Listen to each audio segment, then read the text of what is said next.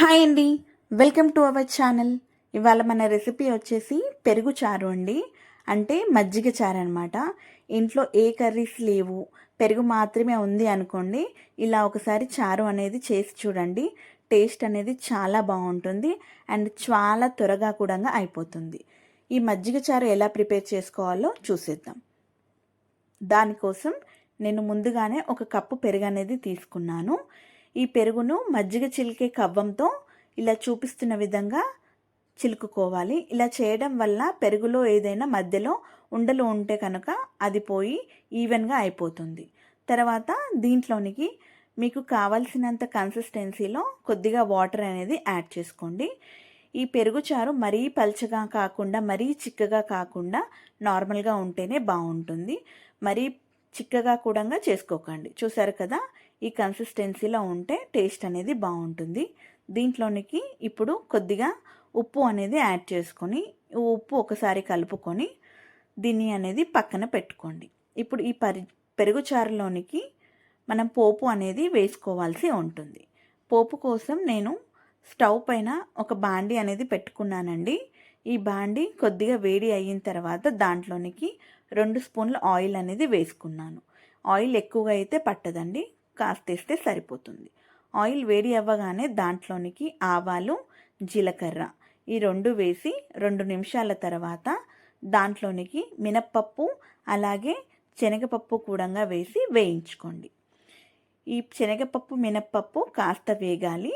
అవి వేగిన తర్వాత దాంట్లోనికి కరివేపాకు కూడా యాడ్ చేసుకోవాలి. కరివేపాకు చిటపటలాడేంత వరకు ఉంచుకోండి. ఇలా వేగిన ఈ కరివేపాకు 2 మినిట్స్ తర్వాత దాంట్లోనికి నేను ముందుగానే కట్ చేసి పెట్టుకున్న పచ్చిమిర్చి అనేది వేసుకున్నాను. పచ్చిమిర్చి ఆయిల్లో కొద్దిగా ఫ్రై అవ్వనివ్వండి.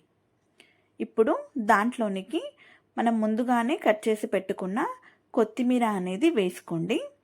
ఆయిల్లోనే ఫ్రై చేసుకోండి కొత్తిమీరను కూడా, అప్పుడు టేస్ట్ అనేది బాగుంటుంది. చూసారా ఆయిల్లో ఎలా ఫ్రై అవుతుందో? ఇలా ఫ్రై అవుతున్న ఆయిల్లోనికి 2 లేదా 3 మీ కారానికి తగ్గట్టుగా ఎండుమిర్చి కూడా యాడ్ చేసుకోండి. మనం ఆల్రెడీ పచ్చిమిర్చి వేసాం కాబట్టి ఒక 2 లేదా 3 అయితే సరిపోతుంది. ఈ ఎండుమిర్చి కూడా ఆయిల్లో వేగాలి. ఇలా వేగిన తర్వాత దాంట్లోనికి ఉల్లిపాయ ముక్కలు నేను చూపించిన విధంగా చేతితో నలుపుకుంటూ వేసుకోండి.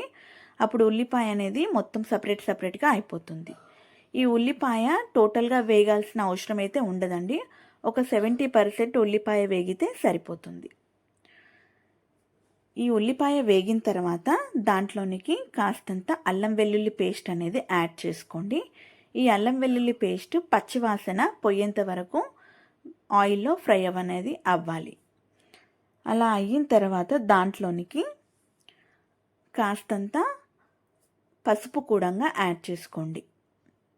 ఈ మనం వేసుకుంటున్న ఈ పసుపు అనేది మనం వేసుకున్న ఈ అన్నిటికీ కూడా పట్టే విధంగా ఒక 2 నిమిషాలు కలుపుకోండి.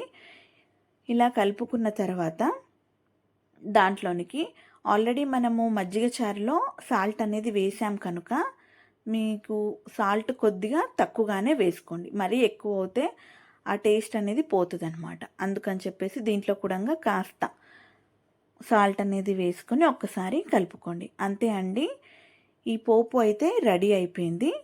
ఇది మనం ముందుగానే ప్రిపేర్ చేసుకున్న మజ్జిగ చారులోనికి యాడ్ చేసుకోవాలి అన్నమాట. చూసారు కదా, నేను ఇక్కడ యాడ్ చేస్తున్నాను.